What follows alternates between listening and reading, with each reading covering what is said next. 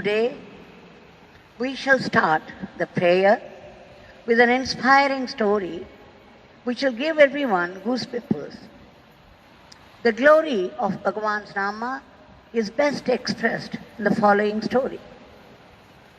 Almost 1.5 years back, when the centenary year celebrations were going on, one evening, the Chennai Satsang Samiti people had gathered in the Pradhan Mandir of our Tiruvannamalai ashram for the following day Nama chanting.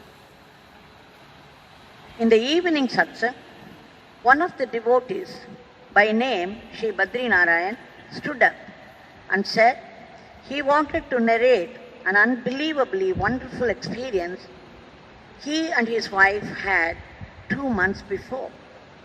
He said his wife, a staunch devotee of Yogi Ram Sarat Kumar, was all the time chanting his name. The husband, a Vaishnavite, had no faith in Yogi Ram Sarat Kumar and so was making fun of his wife's chanting. Sometimes he would scold her, saying, "Why won't you chant the name of Perumal, the God, our chosen deity of the family? Why are you chanting the name of a man?" Sometimes he would mock at her also, yet his wife would not yield. She kept up her Yogi Nama chanting. One day, when she was in the puja room, she was sitting and reciting Vishnu Sahasranama. There was a lamp burning near. When she moved to adjust something across, the edge of her sari caught fire from the lamp. She was quite unaware of it and went ahead with the recital. When she became suddenly aware of the heat, she looked down to find the fire all around up to the waist. She was absolutely terrified and started to shout, "Yogi Ram Sarat Kumar, Yogi Ram Sarat Kumar."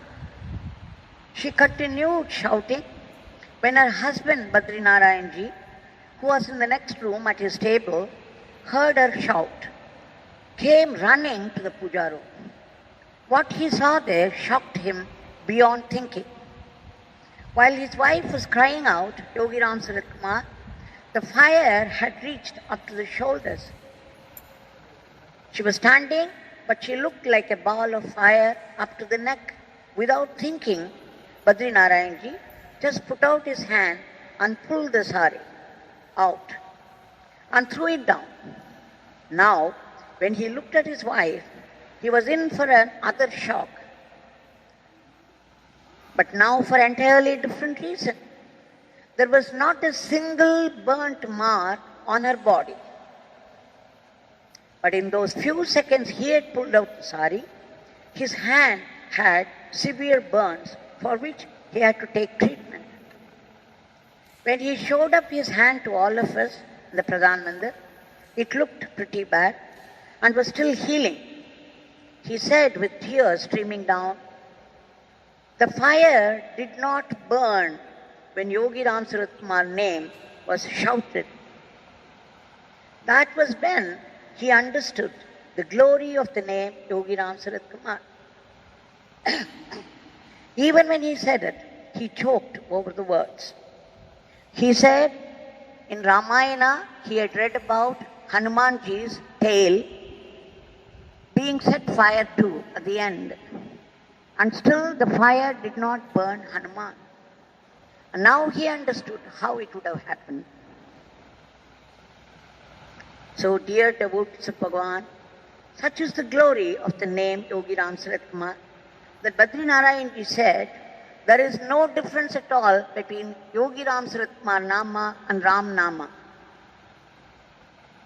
So let us draw inspiration from this and chant the name more and more with faith and love and submit the prayer, beloved Bhagavan.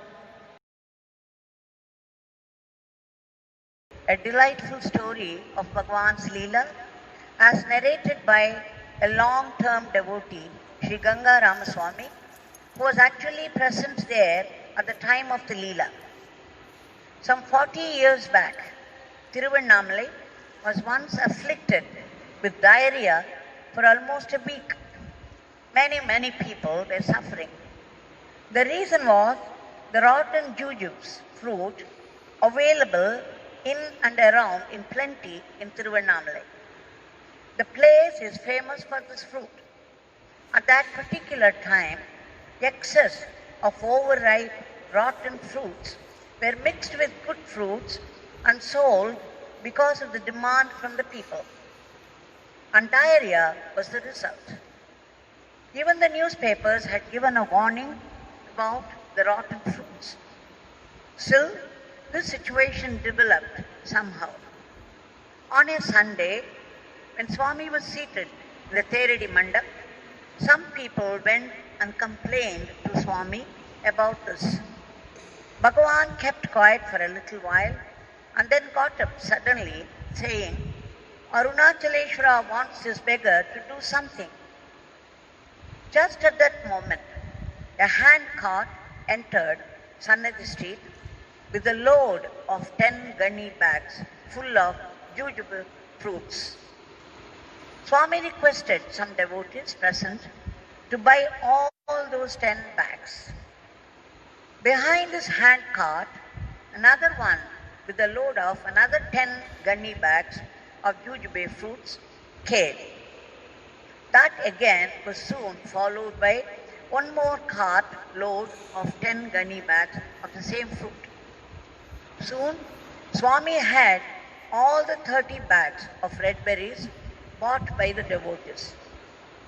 Then he came down the steps, opened one gunny bag, and started to throw handfuls of those berries on the road. 3 or 4 people were allowed to go with him, throwing handfuls of fruits on the Sannadhi Street up to the Arunachaleshwara temple. Then Swami came through the narrow lane of vessel shops to the mandap, doing the same thing all the way through. He completed 2 more rounds from Theradi Mandap to Arunachaleshwara Mandir and back to the mandap, and then from the mandap to Sannadhi Street house, emptying all the bags, all the 30 bags. Now the Sannadhi Street and the lane of the vessel shops looked as though a red carpet had been spread all over. At the close of the 3rd round, Swami began to walk on them, crushing them under his feet. Not just once, but 3 times the whole pathway round. At the end, he climbed up the steps of Theradi Mandap and threw both his hands out and declared, My Father has set right everything. There will be no more suffering. And there indeed was no more suffering. The jujube fruit that caused it in the first place became the very cause for its end. Just as Bhagavan had stopped the epidemic of diarrhea in Tiruvannamalai several years back, he would definitely do something now also to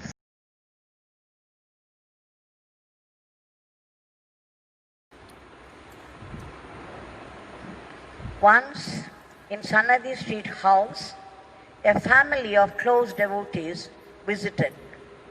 There were 3 ladies in the family, and they offered to sweep and clean the hall and the backyard. Surprise of surprises, Swami permitted them. One person was a degree holder. Swami was making fun of her, saying that she is an MA. How will she do sweeping and dusting? And he laughed, and everybody laughed. Unexpectedly, the eldest of the ladies took the liberty and questioned Sri Yogiji, Swami, up to what degree you have studied? Our Swami burst into thunderous cascades of laughter. When he could finally resume speech, he said, Oh ho ho, this beggar studied only Om Shri Ram, Jai Ram, Jai Jai Ram. Nothing else. What a reply. In one sentence, Swami said it all. Now we all know what we should study in life. Everything else is not worth the name. So let us all take up the study alone, the study of the divine name. Repeat as much as we can and offer at his holy feet. And pray, beloved Bhagwan,